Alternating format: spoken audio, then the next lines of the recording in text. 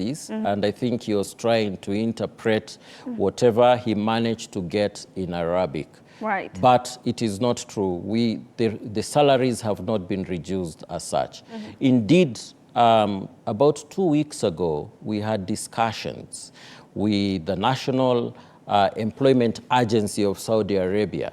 They came over and we had discussions with them concerning the bilateral labor agreement that we intend to sign with them on skilled manpower. Right. But we also had discussions on domestic workers, and that was not part of what we discussed with them. Right. I think it's a misconception that has been created out there, and I would wish to do away with it as the PS Labor and Skills Development. If there is such, a policy that the Saudi government has arrived at, the first people they will communicate with is government. They will communicate with us, and then we'll be able to pass over that information then to the general public. Right. And, still within the Saudi market, it's a lucrative market for a lot of nations. Even the Philippines usually takes advantage of it. And the State Department has promised an additional 2,500 jobs in the Saudi market. This notwithstanding, a lot of Kenyans are very, they're very reserved about going into the Saudi Arabian market, mostly because there are very many cases of abuse. When it comes to protecting Kenyan workers, what is your State Department doing to ensure that they are safe?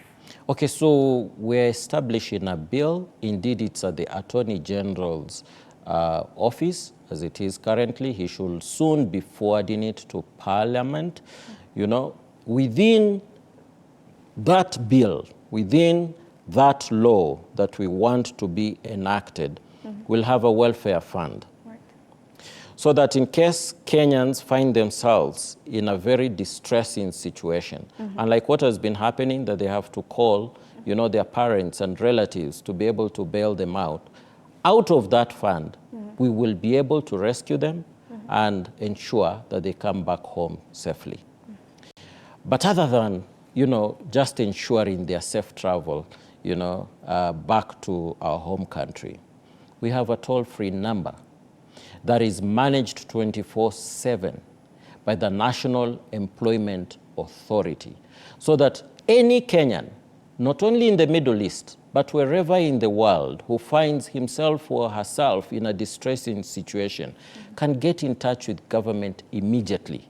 So that then we can raise the matter with our embassies abroad, with our labor attaches, and they should be able to assist our Kenyans there. But remember, our BLAs, our bilateral labor agreements, are human rights based.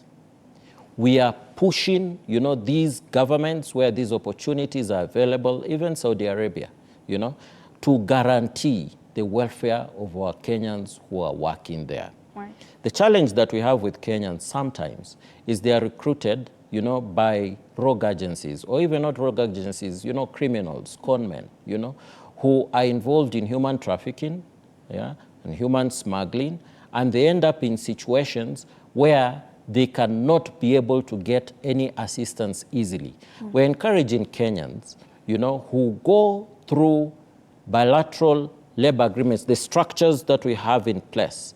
The moment they land in these countries where labor is available, the countries of destination, they must register with our embassies, so that then our embassy staff know where they are, in case there is an emergency situation that, one is likely to face, that they can face, our embassy staff can then be able to assist them.